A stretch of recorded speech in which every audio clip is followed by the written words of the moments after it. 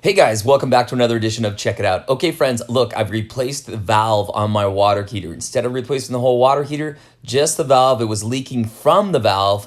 And leaking on me. This guy, if we take a look, it looks like the leak, I don't see, if I put this here, if you see, it doesn't look like it's leaking from here. It looks like it's actually coming from inside this valve and inside this valve here.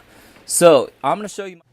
So here's what I did. I went online and I found the same valve, a replacement, an exact replacement for it. In fact, it's even a better replacement because if you look at the back right here, see that little black knob right there? That's where mine cracked, and it sounds like that's where a lot of these are failing. So the new one had a metal tip right there instead of that plastic. So I'm hoping this one will last a lot longer. This water heater here was only 6 years old, so it didn't make sense for me to replace the entire tank. I even looked into replacing the whole tank, but the problem is they come in different sizes. It's a ton of money and a lot of work.